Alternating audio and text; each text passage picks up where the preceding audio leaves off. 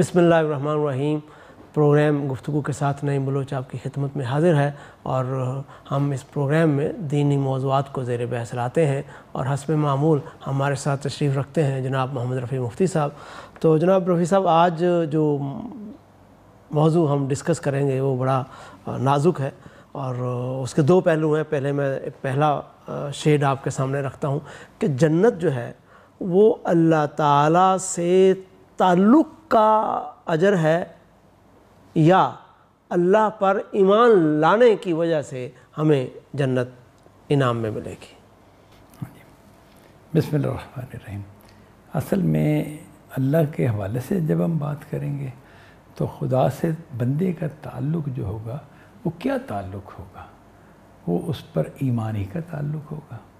रिश्तेदारी तो हो नहीं सकती, ठीक है ना। उसके साथ कोई और ताल्लुक़, जैसे मेरी ये शख्स मेरे कौम का है, ये शख्स मेरा महल्लेदार है, कोई ना कोई ताल्लुक़ की शक्ल। खुदा के साथ किसी नौयत का कोई ताल्लुक़ नहीं, ठीक है ना। ये इस तरह खून नहीं रिश्ता, ताल्लुकात, हाँ, ना रिश्तेदारी है, खून वाला रिश्तेदारी भी नहीं है। इसके अलावा जो दुनियावी ताल्लुकात की शक्लें हैं, ठीक है ना, उनमें से कोई भी खुदा के साथ नहीं बंदे की बनती। तो खुदा के साथ तो ताल्लुक़ होगा कि मैं उसको अपना रब मानता हूँ, तो मेरा ये मानना उससे मेरा एक ताल्लुक़ पैदा करता है। मैं ये कहता हूँ कि उसने मुझे तख्लीक किया है, मैं उसकी मखलूक हूँ, तो मखलूक होने का ताल्लुक़ है उसके साथ। इस ताल्लुक़ को अगर आप निभाएंगे तो ये आप अपनी ईमानी की वजह से निभाएंगे। तो इसके तकाज़े पूरा करना, ईमान के तकाज़े पूरा करना, क्योंकि ईमान से ये ताल्लुक़ फूटा है। ये ताल्लुक़ किसी और जगह से है ही नहीं, यानी खुदा के साथ कोई रिश्तेदारी नहीं, कोई कुछ नहीं। ये मुशरकीन के यहाँ तो आप देखते हैं कि जैसे ये खुदा की बेटियाँ हैं, ईसा खुदा के बेटे हैं, उज़ैर को भी इब्नुल्लाह कहा गया, तो मुख्तलिफ़ लोगों ने बनाए इस तरह के तसव्वुरात। लेकिन ज़ाहिर है खुदा के साथ किसी कोई रिश्तेदारी नहीं, किसी तरह की कोई रिश्तेदारी नहीं। यानी कि अब्द और माबूद का ताल्लुक़ आप कह लें वो तो है, ये हकीकत का बयान है। और इस ताल्लुक़ का तकाज़े पूरा करना, यही तो ईमान के तकाज़े पूरा करना है। तो इधर तो ये मामला बिल्कुल ठीक है। वो भी तो कहा जाता है ना कि अल्लाह को अपना दोस्त बनाना,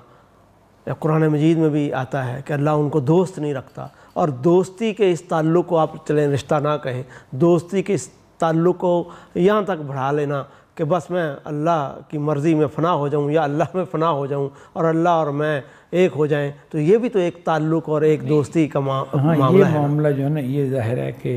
कुरान मजीद से और अहादीस से तो हमें इस तरह की बातें नहीं मिलती। ये जो सूफियाना नुक्ता नज़र है मुख्तलिफ, उनमें इस तरह की चीज़ें हैं, क्योंकि वो वहाँ पर ये लिया जाता है ना कि खुदा से फूटी हुए ये इंसान जो है वो कतरा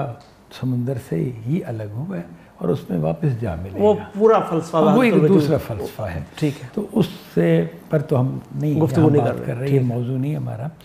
खुदा के साथ ना कोई रिश्तेदारी, ना कोई ताल्लुक़, सिवाय ईमान के ताल्लुक़ है, वो एक हकीकत है। जब हम मखलूक की हैसियत से उसके साथ मुतल्लक़ होते हैं, वो हमारा खालिक है, हम उसकी मखलूक हैं, वो हमारा रब है, हम उसके मरबूब हैं, यानी हमें रबूबियत का निज़ाम जो है हमारे लिए उसने जारी किया हुआ है, ठीक है। वो हमारा हाकिम है, हम उसके महकूम हैं। ये जो ताल्लुक़ बनता है, हम उसकी इताअत करते हैं, इसका तकाज़ा इताअत है। अगर आप खुदा के महकूम हैं, खुदा आपका हाकिम है, तो आपको इताअत करनी है। और अगर खुदा आपका रब है तो आप उसकी इबादत करनी है। खुदा आपका खालिक है तो आपको खुदा को अपना खालिक मानना और उसको सजदा करना है, उसको इलाह मानना है।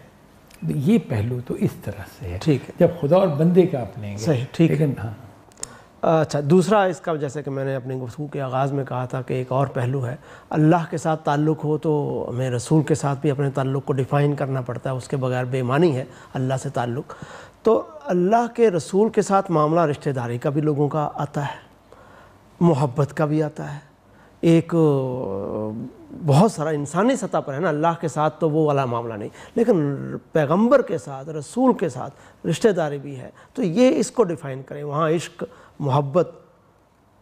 अब्द और माबूद तो नहीं है, लेकिन इश्क और मोहब्बत है, तो इसको ज़रा आप डिफ़ाइन करें। जो है ना, यानी कि रसूलुल्लाह के साथ इंसान का ताल्लुक़, उसमें भी अगर आखिरत के ज़ाविये सब देख रहे हैं तो कारआमद वो ताल्लुक़ है जो ईमान के बाद ताल्लुक़ पैदा होता है।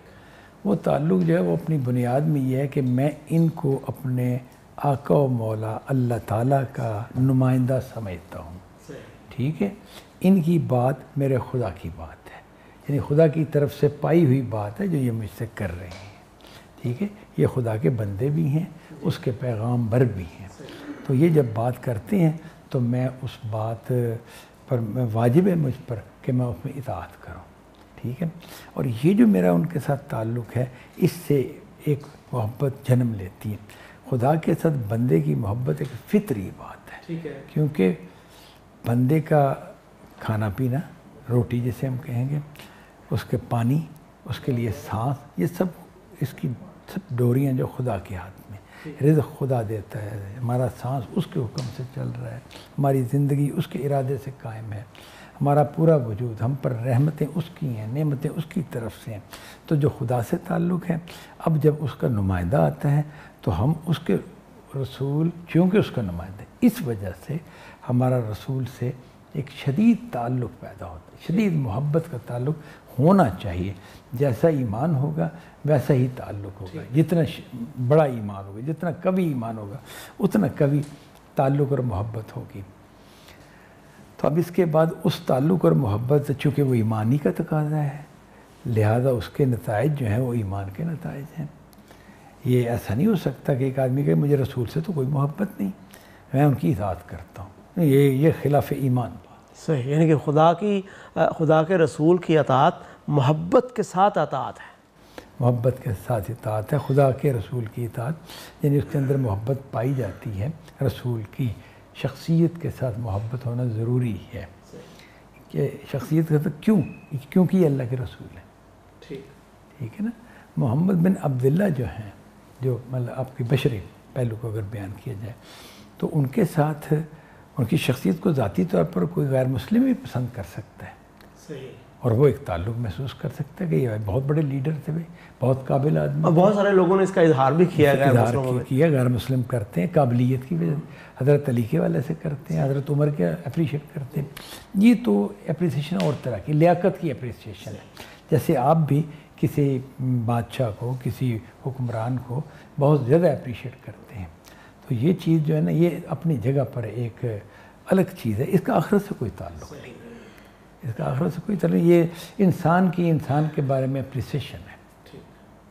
اور رسول کے ساتھ اس کا رسول ہونا پہلا، یہاں سے ہی ہر محبت اور ہر اطاعت اور ہر عشق پھوٹے گا، یہاں سے پھوٹے گا۔ عشق کا دعویٰ اگر ویسے کیا جائے تو وہ دعویٰ جو ہے نا وہ بے معنی سا ہو جاتا ہے، یعنی کیسے بے معنی ہو جاتا ہے؟ آپ اللہ کے رسول پر ایمان رکھتے ہیں، ہاں جی ایمان رکھتے ہیں،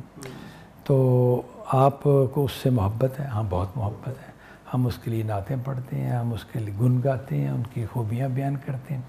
آپ اس کی اطاعت بھی کرتے ہیں، نہیں اس میں تو خیر نماز وغیرہ نہیں کبھی پڑھی یا کم پڑھتے ہیں یا توجہ نہیں اتنی، بس ہم انہیں پسند کرتے ہیں، ان کی تعریفیں کرتے ہیں، ان کے لیے شاعری کرتے ہیں، تو یہ کیا خوشش کا باعث ہو سکتی ہے ایسا تعلق؟ یہ ظاہر ہے کہ یہ بندہ جس سے محبت کر رہا ہے اس کی بات مان کیوں نہیں رہا، وجہ کیا ہے، اس کو مسئلہ کیوں نہیں بنا رہا؟ نبی سے اگر پوچھا جائے، جیسے کہ حدیث سے واضح ہوتا ہے، تو وہ یہ ہوگا کہ جس کو مجھ سے تعلق اور محبت ہے اسے چاہیے کہ جب بولے تو سچ بولے، اور اخلاقی طور پر مختلف احکام جو اپنے دیے۔ یہ ایک واقعہ ہوا تھا کہ جس میں نبی صلی اللہ علیہ وسلم وضو کر رہے تھے، کسی سفر میں تھے، تو آپ جب وضو کر رہے تھے تو وضو کرتے ہوئے جب پانی گرتا تھا تو اسے بعض صحابہ جو ہیں آگے بڑھ کر اپنے ہاتھوں پر لے لیتے تھے اور مل لیتے تھے اپنے اوپر، تو آپ نے پوچھا یہ تم کیوں کر رہے ہو؟ انہوں نے کہا ہمیں آپ سے محبت ہے اس لیے ہم کر رہے ہیں۔ تو انہوں نے کہا جس کو مجھ سے محبت ہو وہ پھر یہ کہا کہ جب بولے تو سچ بولے، اور جب وہ وعدہ کرے تو پورا کرے، مختلف اخلاقی باتیں جو نا وہ آپ نے بتائیں جو کہ دین کا تقاضا ہے، تو وہ آپ نے بتا دیا کہ محبت کا اظہار یہ ہے جو کرو گے تم، وہ جو ہے ٹھیک ہے، ہم یہ نہیں کہتے کہ وہ ایک بیکار کام تھا جو کر رہے تھے، اس طرح نہیں، یہ بات تو درست نہیں ہوگی، یہ غلط بات ہوگی۔ نبی کے ساتھ اس طرح کا تعلق انسان کا ہوتا ہے کہ وہ جیسے اور بعض صحابہ کی طرف سے اس طرح کی چیزیں میں ملتی ہیں، اور یہ بڑی ایک یعنی یہ بھی ہم کہیں گے ذوق اور مزاج کے پہلو سے ہے کہ کوئی اس طرح اظہار کرے گا، کوئی میں جہاں اپنے فرد میں مثال دے رہا ہوں، جس دیوار پہ اپنے ہاتھ رکھا کوئی اس دیوار کو چوم لے گا کہ بھئی یہاں اپنے ہاتھ رکھا تھا، کب رکھا تھا؟ وہ 500 سال پہلے یا 1000 سال پہلے یا آج کے زمانے میں کہ جی 1400 سال پہلے۔ امام مالک کے بارے میں آتا ہے نا کہ وہ مدینہ کی گلیوں میں جوتا نہیں پہنتے تھے، جوتا نہیں پہنتے تھے۔ تو یہ جو نا یہ اپنے ایک جذبہ محبت کا ایک اظہار ہے۔ اچھا رفیع صاحب، رسول اللہ صلی اللہ علیہ وسلم سے محبت کے حوالے سے آپ جو گفتگو کی ہے، پانی کا بہانا، اس کی آپ نے کہا کہ مختلف مزاج ہو سکتے ہیں، اظہار ہو سکتے ہیں۔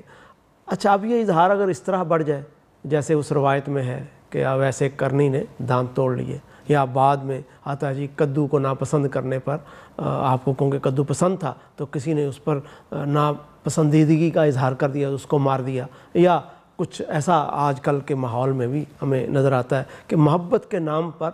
جذبہ محبت ہے جس کو آپ اپریشیٹ کر رہے ہیں، اس کی بنیاد پر لوگوں نے خون خرابہ کر دیا، تو اس پر آپ کیا کمنٹ کریں؟ ہاں، یہ ظاہر بہت اہم بات ہے، اور اس میں دیکھیں مسئلہ یہ محبت کا اظہار کرنا ایک اور بات ہے، اس اظہار پر گفتگو کرنا، اس سے میں جیسے ذکر کر رہا تھا کہ اس گفتگو میں سے احتیاط کرنی چاہیے، کیونکہ جو محبت کا اظہار بندہ کر رہا ہے وہ اپنے ایک جذبے کا اظہار کر رہا ہے، اس وقت وہ ایسا نہیں کہ وہ پورے دین کو اپلائی کر کے کر رہے ہیں۔ البتہ اگر کوئی غلطی کر رہا ہے کہ بھئی یہ بات تو قرآن کی بتائی ہوئی ہدایت کے خلاف ہے، یہ نبی صلی اللہ علیہ وسلم کی واضح احادیث کی جو اس میں ہدایات ملتی ہیں ان کے خلاف ہے، یا یہ کسی شرعی حکم کے خلاف ہے بات، پھر تو روکنا چاہیے، ٹوکنا چاہیے، واضح طور پر کہنا چاہیے۔ ادروائز محبت کی وجہ سے جو اظہار ہو رہے ہیں ان پر آپ نصیحت کر سکتے ہیں، کچھ اس طرح کی بات کہہ سکتے ہیں۔ جو واقعات آپ نے بیان کیے ہیں کہ یعنی کہ دانت توڑنے کا معاملہ جو ہے، اس کو میں کہوں گا اگر یہ واقعہ سچ تھا اور دانت انہوں نے واقعی توڑے تھے تو یہ ان کا ساری بات اس طرح آتی ہے نا کہ وہ بہت خواہش رکھتے تھے کہ نبی صلی اللہ علیہ وسلم کے پاس آئیں اور آپ کو دیکھیں، لیکن ان کے مقدر میں نہیں تھا، ان کی والدہ تھیں جن کی خدمت یا اور اس طرح کے معاملات تھے جس سے وہ نکل نہیں سکتے تھے، تو اب وہ اللہ تعالیٰ انہوں نے ایک بڑی آزمائش میں ڈالا تھا اور وہ نبی کی محبت میں تڑپ رہے تھے گویا کہ، اور انہیں جب ایسے پتہ چلا کہ نبی سے یہ ہوا ہے تو انہوں نے اپنے اوپر ایک کیفیت طاری کی۔ یہ شدت محبت کا ایک ظہور ہے، یہ ظہور اگر آپ دیکھیں گے عقل و علم کی روشنی میں دیکھیں گے تو ہم کہیں گے نہیں اس کی ضرورت نہیں تھی، اس طرح کرنا مناسب بات نہیں ہے،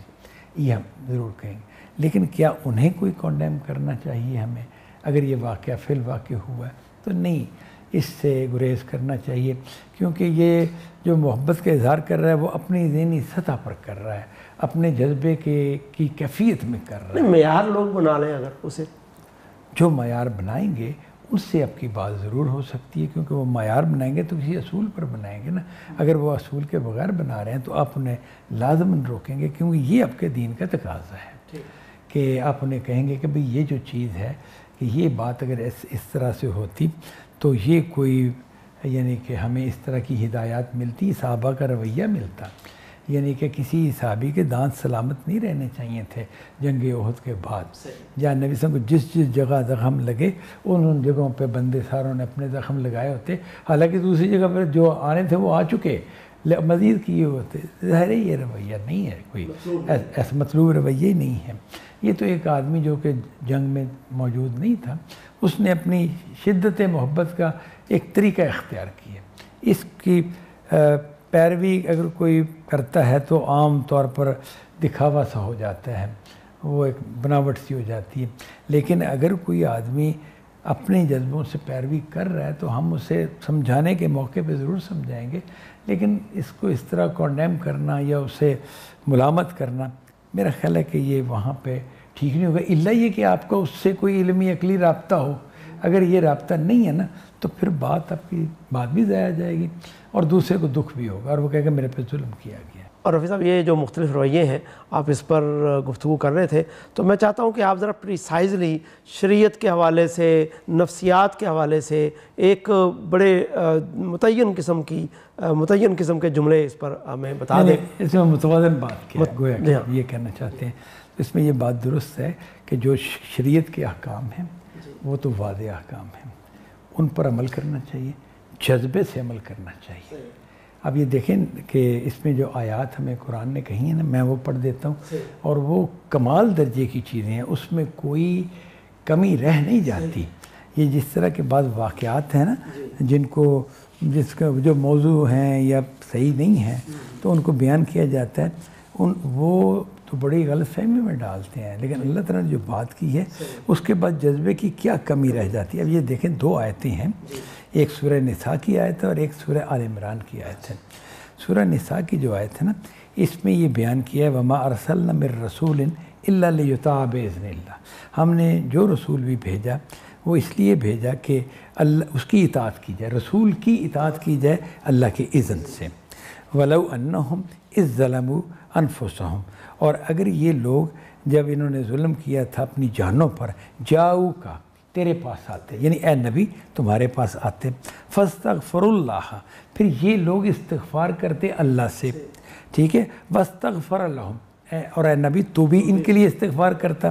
یعنی واستغفر لہم الرسول، پھر رسول بھی ان کے لیے استغفار کرتا، لوجدوا اللہ توابا الرحیم، تو یہ اللہ کو بہت مہربان اور رحم کرنے والا پاتے، ٹھیک ہے۔ غلطیاں کی ہیں تو رسول کے پاس آؤ اور معافی مانگو، اللہ سے معافی مانگو، اور رسول بھی تمہارے لیے معافی مانگے، تو اس کے نتیجے میں یہ ہوگا کہ اللہ تو بہت معاف کرنے والا ہے اور رحم کرنے والا ہے۔ آگے فرمایا فلا وربک، پس نہیں اور تیرے رب کی قسم، لا یؤمنون، یہ لوگ ہرگز مومن نہیں ہو سکتے، حتیٰ یحکموک فیما شجر بینہم، حتیٰ کہ اپنے جھگڑوں میں تجھے حاکم نہ بنائے، یعنی کہ جو بھی ان کے اندر مابین جھگڑا ہے اس میں تجھے حاکم بنائے، ثم لا یجدوا فی انفسہم حرجا، پھر یہ اپنے دلوں میں کوئی تنگی نہ پائیں، یعنی جو جھگڑے ان کے مابین ہوتے ہیں اس میں تجھے حاکم بنائیں، جو فیصلہ تم کر دو اس میں یہ اپنے دلوں میں کوئی تنگی نہ پائیں، مما قضیتا، جو فیصلہ آپ کریں، وَيُسَلِّمُ تسلیما، اور اس کو بالکل تسلیم کریں، دل کی گہرائی سے تسلیم کریں۔ تو اب یہ جو بات ہے کہ نبی نے فیصلہ کر دیا، انہوں نے کہا کوئی بھی اختلاف ہو گیا، زمین کا جھگڑا کوئی اور جھگڑا، تو اس میں نبی نے فیصلہ کیا، تو اب فیصلہ ہو سکتا ہے کہ ایک فریق کے حق میں، یا وہ کہہ سکتا ہے ایسا ہی ہوگا، ایک فریق کے حق میں دوسرے کے خلاف ہو جائے گا، یا بعض اوقات ایسا بھی ہوتا ہے کہ ایسا فیصلہ ہوتا ہے جس میں دونوں فریق راضی ہو جاتے ہیں، انہیں سمجھ آ جاتی ہے بات، لیکن بہرحال جیسا فیصلہ بھی ہو اس میں اب یہ کہ نہیں انہوں نے ٹھیک نہیں کیا، یہ تو غلط ہو گیا، یہ تو میں تو سمجھتا تھا کہ نبی ہیں اور وہ بالکل ٹھیک بات کرنے، نہیں، جو کیا وہ ٹھیک کیا۔ ایک اور آیت جو دوسری جس کا میں نے ذکر کیا وہ سورہ آل عمران کی ہے، اور اس میں یہ کہا گیا قُلْ إِن كُنتُمْ تُحِبُّونَ اللَّهَ، اگر تم اللہ سے محبت کرتے ہو، فَاتَّبِعُونِی، تو میری پیروی کرو۔ یہ نبی صلی اللہ علیہ وسلم سے کہلوایا گیا کہ تم کہہ دو کہ اگر تم اللہ سے محبت کرتے ہو تو تم پھر میری پیروی کرو، یعنی میرے نقش قدم پر چلو، یحببکم اللہ، اللہ تم سے محبت کرے گا، تو وَیَغْفِرْ لَکُمْ ذُنُوبَکُمْ، اور تمہارے وہ گناہ معاف کر دے گا، وَاللَّهُ غَفُورٌ الرحیم، اللہ تعالیٰ بہت بخشنے والا مہربان ہے۔ اب یہ جو بات اس میں کہی گئی ہے سورہ آل عمران میں، یہ ہے کہ خدا سے محبت کرنے والوں کو کیا کرنا چاہیے، نبی کی اتباع کرنی چاہیے۔ اتباع اطاعت سے ایک آگے بڑھ کر سٹیپ ہے، اطاعت میں تو حکم مانا جاتا ہے اور اتباع میں ایک جذبہ بھی شامل ہوتا ہے کہ جس طرح نبی نے کہا، جتنا کہا، جیسا کہا، اس کو پوری رغبت اور پوری محبت اور پورے جذبے کے ساتھ ماننا، پیروی کرنا، بالکل منوان اسی طرح جیسے آپ نے حکم دیا، جو آپ نے سنت قائم کی، جو آپ نے کہا۔ فرمایا کہ اس کا میری پیروی کا نتیجہ کیا ہوگا، میری پیروی کا نتیجہ یہ ہوگا کہ تم خدا سے محبت کرتے تو اللہ تم سے محبت کرے گا، یعنی خدا کی محبت تمہیں تب ملے گی جب تم میرے پیچھے چلو گے۔ اب یہ جو نبی کی اتباع ہے نا، یہ ہے ایمان کا تقاضا، یہ ہے نبی سے محبت کا تقاضا، یہ ہے نبی کی اصل میں سچی اخلاص اور سچے خلوص کے ساتھ نبی کو چاہنا، نبی کو کے لیے دل میں رغبت کا ہونا، محبت کا ہونا، عشق کا ہونا، جو بھی لفظ بول لیں، تو ان سب کا کمال یہ ہے کہ اتباع نبی یہ چیز ہوگی۔ تو فرمایا کہ تمہارے گناہ اللہ معاف کر دے گا۔ یہی تو سب سے بڑا مسئلہ ہے کہ انسان کی کوتاہیاں اللہ معاف کرے۔ اللہ نے فرمایا کہ خدا بہت معاف کرنے والا اور بہت رحم کرنے والا ہے۔ بہت شکریہ رفیع صاحب، تمام پہلو جو ہیں وہ زیر بحث آ گئے ہیں، اور ہم اسی پر ناظرین سے اجازت چاہتے ہیں، اور اگلی نشست کے لیے ہم پھر حاضر ہوں گے۔ اس وقت کے لیے اللہ حافظ۔